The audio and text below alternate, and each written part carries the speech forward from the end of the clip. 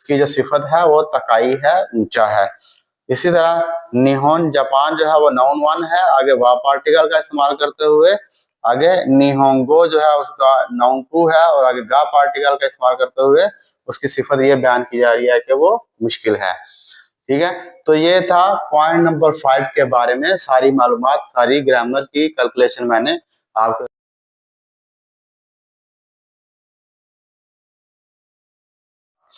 खाना खाने के बाद तोमोदाची दो, दोस्तों के साथ अशोभिनी इकिमास।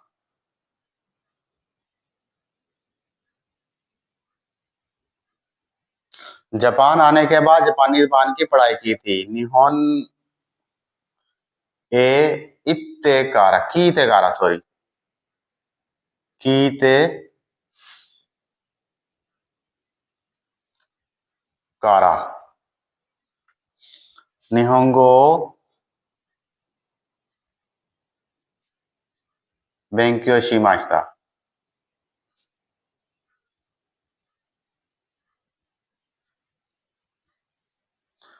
टेलीफोन करने के बाद देनुआओ शीते कारा या फिर देनुआओ काकेते कारा, देनुआ ओ काकेते कारा तोमोदाची नो उचिए इकिमास।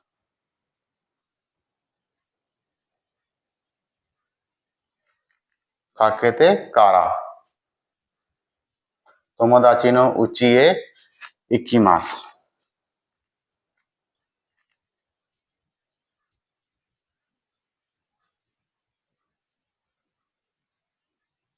जी, तो रात पढ़ाई करने के बाद 11 बजे तक पढ़ाई करने के बाद तो शीते कारा, खाना खाने के बाद चुकजी शीते कारा, जापान आने के बाद निहोन ने कीते कारा, टेलीफोन करने के बाद तेनवाओ काकेते कारा। ठीक है, तो यहाँ पे वर्ब 1 और वर्ब 2 क्या हो गया कि उसने पहले वर्ब क्या किया, रात 11 बजे तक पढ़ाई की है, तो उसका ये बैंक्यो शीते हो गया, ये हो गया वर्ब 1, बीच में कारा का इस्तेमाल हो गया, और उसके बाद क्या किया उसने, नेम आश्ता हो गया है, ये उसका वर्ब 2 है। जी, सोना भी एक काम है, हर बंदा नहीं सो सकता, तो आप ऐसे कहते हैं कि सोता रहता है, लेकिन हर बंदा नहीं सो सकता, सोना भी एक काम है। तो ये वर्ब 2 हो गया। अब खाना खाने के बाद तो पहला काम उसने क्या किया है, खाना खाया है, तो ये वर्ब 1 हो गया, और तोमोदाची तो अशोभिनी इकिमा, तो खेलने के लिए क्या है, तो ये वर्ब 2 है, सॉरी वर्ब 2, तो बीच में कारा का इस्तेमाल। जापान आने के बाद तो पहला उसने क्या वर्ब किया है, वो जापान आया है, तो नाउन वर्ब 1 हो गया, यहाँ पे वर्ब 1 हो गया, और कारा का इस्तेमाल करते हुए निहोंगो बेंक्यो शिमाशिता, तो वर्ब 2 ये हो गया। टेलीफोन करने के बाद दोस्त के घर जाता है, तो पहला काम क्या करता है, वो फोन करता है, पहला काम फोन करता है, फिर कारा, फोन करने के बाद तोमोदाची नो उचिए इकिमास, तो दोस्त के घर जाता है, ये वर्ब 2 है। ठीक है जी, तो ये था पॉइंट नंबर 4, उम्मीद है आपको समझ आ गई होगी। अब हम पॉइंट नंबर 5 की बात करेंगे कि पॉइंट नंबर 5 क्या है।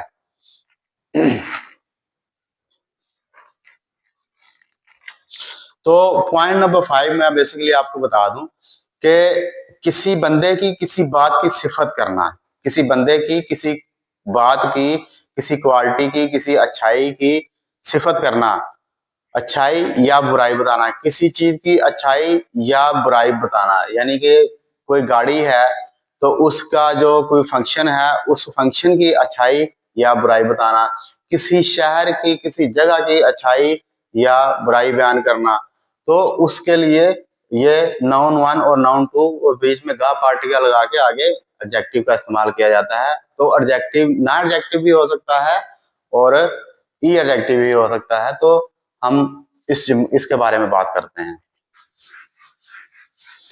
जो हम आगे बढ़ेंगे, 16 चैप्टर हमारा है, अब जो हमने आगे बढ़ना है, तो हमारी ग्रामर जो है वो थोड़ी डिटेल के साथ बढ़ती जाएगी, तो हमें तहम्मुल से तसल्ली से जो है वो उसको देखना पड़ेगा, समझना पड़ेगा, सुनना पड़ेगा, तभी हमें जापानी ज़बान की समझ आएगी। तो मैं यहाँ पे कुछ जुमले लिख लेता हूँ ताकि आपको समझ आ जाए। तो मैंने यहाँ पे कुछ जुमले लिखे हैं ताकि आपको आसानी से समझ आए।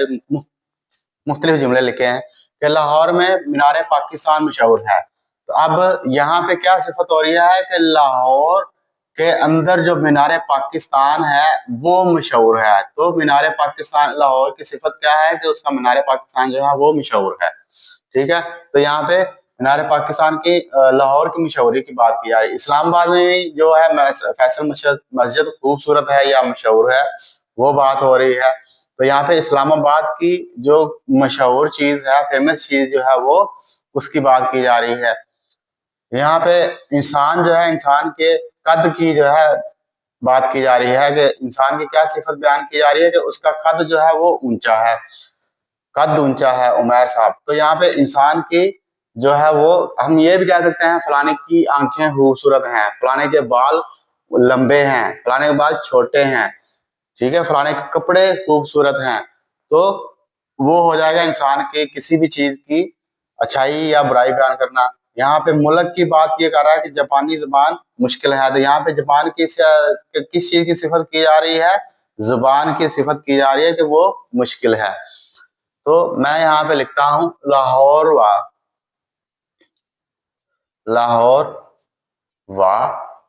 मैं यहाँ पे पूरा वो लिखूं ताकि आपको समझ में आए। लाहौर वा मीनारे पाकिस्तान।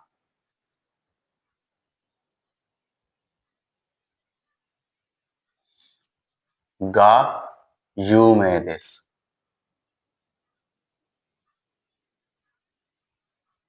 इस्लामाबाद में फैसल मस्जिद है। इस्लाम आबाद व फैसल मस्जिद।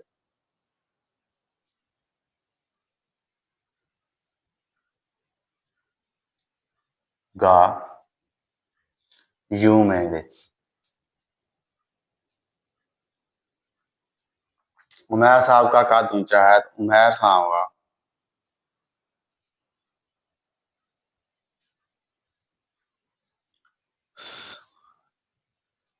से गा ताकाइदिस।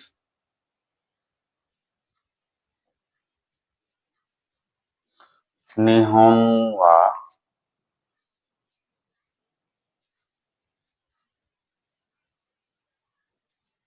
निहोंगो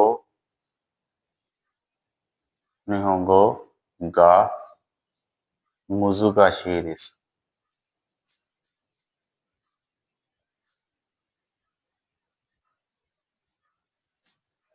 जी, तो यहां पे आप देखें, नाउन वन क्या हो गया? लाहौर, नाउन वन, और नाउन टू क्या हो गया? मीनारे पाकिस्तान। और बीच में गा पार्टिकल और आगे सिफत बयान की जा रही है कि वो मशहूर है। उसके बाद सिफत क्या है कि ना एडजेक्टिव हो या ई एडजेक्टिव हो, no problem. Islamabad noun one है, फैसल मस्जिद नाउन टू है, और गा पार्टिकल का इस्तेमाल करते हुए, ठीक है, आगे फिर सिफत बयान कर रहे हैं। उसके बाद उमैर शाह नाउन वन है, आगे वाह पार्टिकल, ये वाह, ये भी वाह है, और ये भी वाह है। आगे वाह पार्टिकल, आगे से नाउन टू है, आगे गा पार्टिकल का इस्तेमाल करते हुए आगे उसकी जो सिफत है वो तकाई है, ऊंचा है। इसी तरह निहोन जापान जो है वो नाउन वन है, आगे वाह पार्टिकल का इस्तेमाल करते हुए आगे निहोंगो जो है उसका नाउन टू है, और आगे गा पार्टिकल का इस्तेमाल करते हुए उसकी सिफत ये बयान की जा रही है कि वो मुश्किल है। ठीक है, तो ये था पॉइंट नंबर 5 के बारे में सारी मालूमात, सारी ग्रामर की कैलकुलेशन मैंने आपके सामने निकाल के आपको बता दी है। उसके बाद है पॉइंट नंबर 6। तो पॉइंट नंबर 6 जो है वो कोई खास नहीं है, वो उसमें सिर्फ ये होता है कि, फिर भी मैं यहाँ पे थोड़ा सा आपको एक्सप्लेन कर देता हूँ एक दो जुमला। दो यत्ते, ठीक है जी, दो यत्ते। दो यत्ते का मतलब होता है कैसे। दो यत्ते। दो यत्ते का मतलब होता है कैसे।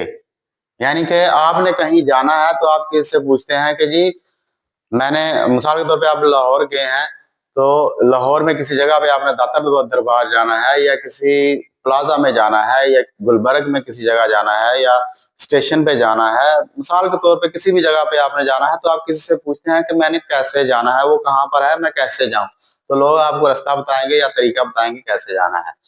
ठीक है, तो उसके लिए है दो यत्ते। यूनिवर्सिटी कैसे जाते हैं या फिर जाएंगे या फिर मैं कैसे जाऊं।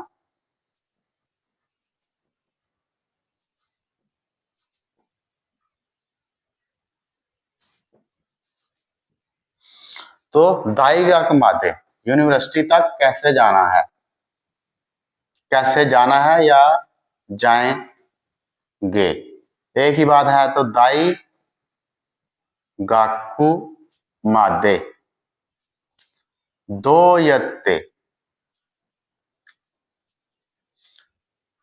इक्कीमास का। तो ये क्वेश्चन के लिए इस्तेमाल किया जाता है। दो यत्ते हमेशा क्वेश्चन में आएगा। तो दो यत्ते का मतलब है कैसे। तो आने जाने के लिए जो है वो आप दो यत्ते का इस्तेमाल करते हैं जापानी जुबान में। उसके बाद है पॉइंट नंबर 7। तो पॉइंट नंबर 7 जो है वो इंतखाब के लिए इस्तेमाल किया जाता है कि किसी भी बंदे इंसानों के इंतखाब के लिए। मिसाल के तौर पे आप कहते हैं जी उमर साहब कौन है, आमिर साहब कौन है, करीना साहब कौन है। ठीक है,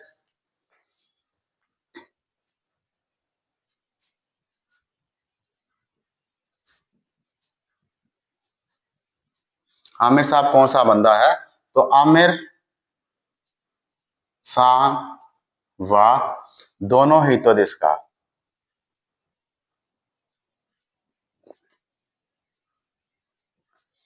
ठीक है, दोनों ही तो दिसका। चीजों के लिए होता है दोरे। आपकी छतरी कौन सी है,